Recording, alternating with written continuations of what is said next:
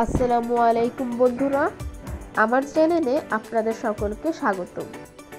আজকে আমি রান্না করেছি সবজি দিয়ে পাতলা খিচুড়ি, সাথে রুই মাছ ভাজা। আশা করি এই রেসিপিটা আপনাদের সকলের ভালো লাগবে। সবাইকে শুভেচ্ছা জানিয়ে শুরু করছি আমার আজকের এই রেসিপি। আমি একটা বাটিতে প্রথমে 2 কাপ ভাতের চাউল নিয়ে নিচ্ছি। আপনারা চাইলে এখানে পোলাও চাউল বা আতপ চাউল নিতে পারেন। আমি ভাতের চাউল দিয়েই বেশি পাতলা খিচুড়িটা পছন্দ করি। এখন এর মধ্যে দিয়ে দিচ্ছি 1 কাপ মসুরের ডাল ও হাফ কাপ মুগ ডাল। এখন এর মধ্যে পানি দিয়ে আধা ঘন্টার জন্য ভিজিয়ে রাখবো।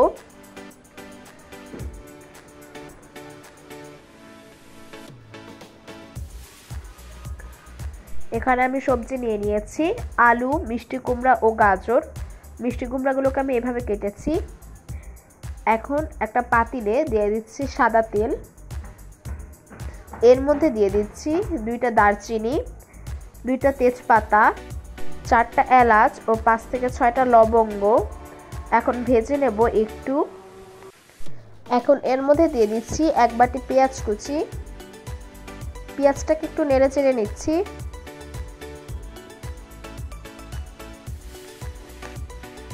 পেঁয়াজটা একটু নরম হয়ে এলে এর মধ্যে দিয়ে দিচ্ছি 2 চা চামচ আদা ও রসুন বাটা, 1 চা চামচ জিরা বাটা, 1 চা চামচ ধনিয়ার গুঁড়ো, দিচ্ছি 1.5 চা চামচ হলুদের গুঁড়ো ও 2 চা চামচ মরিচের গুঁড়ো। এখন একটু নেড়ে চেড়ে মশলাটাকে ভালোভাবে কষিয়ে নেব। মশলাটা কষানো হয়ে গেছে। এখন এর মধ্যে দিয়ে দিচ্ছি একটু পানি, দিয়ে দিচ্ছি স্বাদ মতো লবণ। এখন নেড়ে চেড়ে মশলাটাকে আবারও কষিয়ে নেব।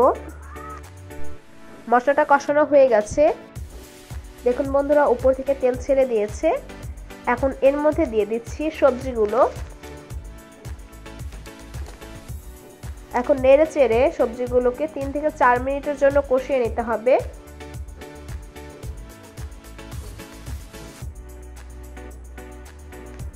কষানো হয়ে গেছে সবজিগুলো। এখন নেড়ে চেড়ে নিচ্ছি একটু। এখন এর মধ্যে দিয়ে দিচ্ছি চাল ও ডাল, যেটা আমি আগে ধুয়ে রেখেছিলাম।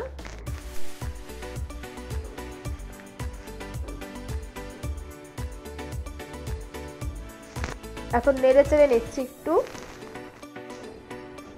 নেড়ে চেড়ে এখন 2 থেকে 3 মিনিটের জন্য কষিয়ে নেব চাল ও ডালটাকে।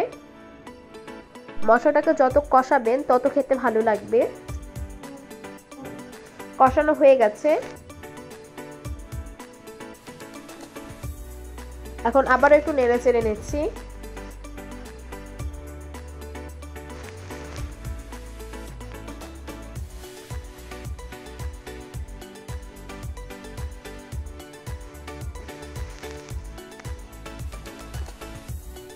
এখন এর মধ্যে দিয়ে দিচ্ছি গরম পানি। পানির পরিমাণটা একটু বেশি দেবেন, কারণ চালটাকে সেদ্ধ করতে হবে। আমি আগে 2টা টমেটো দিয়েছিলাম, কাঁচা টমেটো, যেটা আপনাদেরকে দেখাতে পারিনি। আপনারা 2টা কাঁচা টমেটো দিয়ে দেবেন। এখন নেড়ে চেড়ে নিচ্ছি। এখন ঢেকে দেব 20 মিনিটের মতো। 20 মিনিট পর এলাম। আমার রান্নাটা প্রায় হয়ে গেছে। এখন এর মধ্যে দিয়ে দিচ্ছি 5 থেকে 6টা কাঁচামরিচ। কাঁচামরিচটাতে কোনো ঝাল নেই, শুধু ফ্লেভারের জন্য দিয়েছি। এখন আরো 10 মিনিটের মতো রান্না করে নেব। 10 মিনিট পর এলাম। খিচুড়িটা আমার রান্না হয়ে গেছে। একটু নেড়ে চেড়ে নিচ্ছি।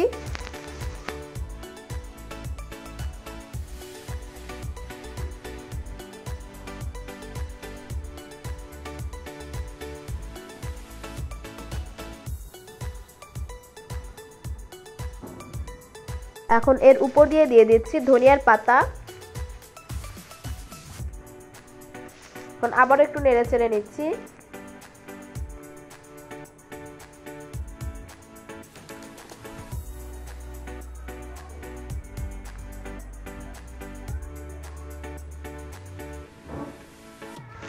এখন এর মধ্যে দিয়ে দিচ্ছি 1 চা চামচ ঘি। ঘিটা দিয়ে আবার একটু নেড়ে চেড়ে নিচ্ছি।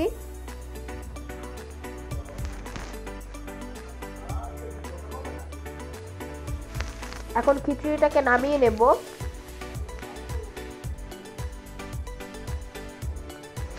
বন্ধুরা, আমার খিচুড়িটা রান্না হয়ে গেছে। এখন আমি 8 পিস এখানে রুই মাছ নিয়ে নিয়েছি। রুই মাছগুলোকে ভালোভাবে ভেজে নেব। এর মধ্যে এখন দিয়ে দিচ্ছি লবণ ও হলুদের গুঁড়ো। এখন মাছগুলোকে খুব ভালোভাবে মাখিয়ে নেব।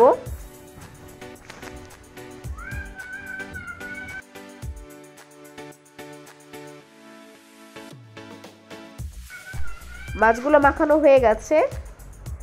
এখন একটা প্যানে দিয়ে দিচ্ছি সাদা তেল।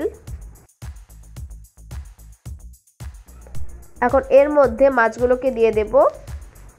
একটা একটা করে সবগুলো মাছ দিয়ে দিচ্ছি ভাজার জন্য।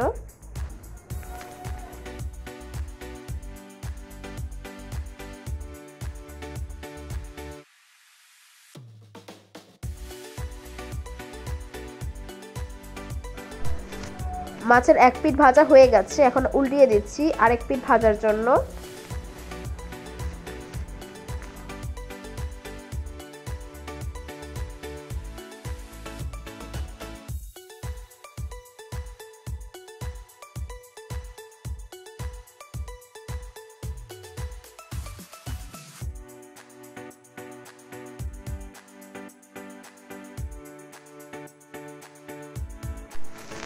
আমার সব মাছগুলো ভাজা হয়ে গেছে। এখন আমি একটা বাটিতে তুলে নিচ্ছি মাছগুলোকে।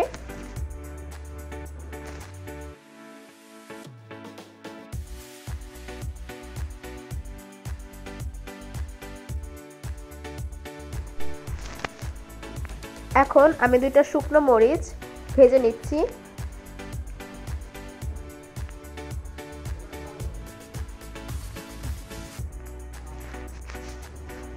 শুকনো মরিচটাও তুলে নিচ্ছি। বন্ধুরা, হয়ে গেছে আমার আজকের রেসিপি, সবজি দিয়ে পাতলা খিচুড়ি, সাথে রুই মাছ ভাজা।